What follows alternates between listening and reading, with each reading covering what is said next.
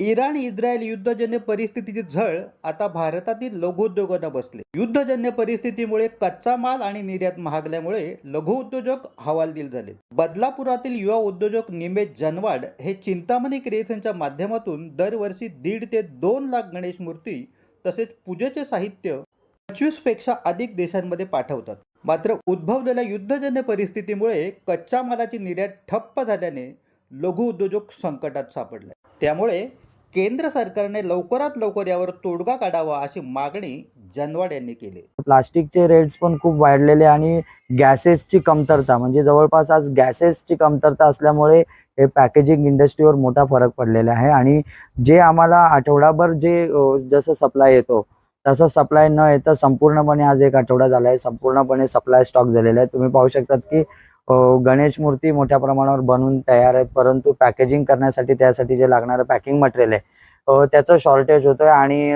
मला असं वाटतं की याची परिस्थिती फार गंभीर झालेली आहे. म्हणजे जवळपास एक 100 रुपयाची वस्तू आहे तर ती जवळपास एक 200-250 रुपयापर्यंत त्याचा दर वाढलेला आहे.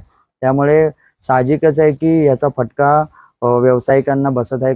कारण कसं असतं की या ज्या ऑर्डर्स असतात ह्या पूर्वीपासून बुक केलेल्या असतात. म्हणजे नोव्हेंबरला काय घेतले असतात, डिसेंबरला काय घेतले असतात आणि त्याची जे डील असतो, ट्रेड असतो, तर त्या टायमाला ते फिक्स झालेला असतो.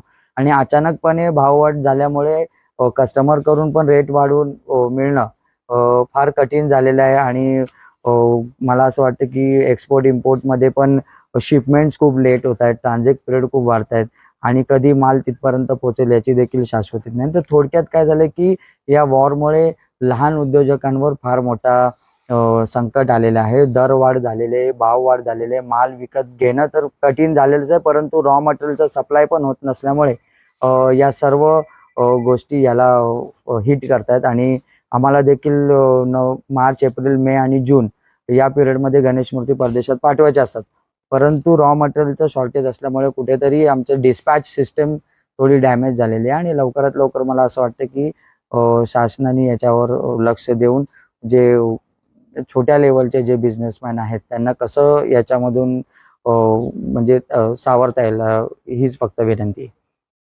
अल्पावधीतच लोकप्रिय झालेला भारताचा बुलंद आवाज आपला Bharat channel subscribe, share, like आणि कमेंट्स करायला विसरू नका.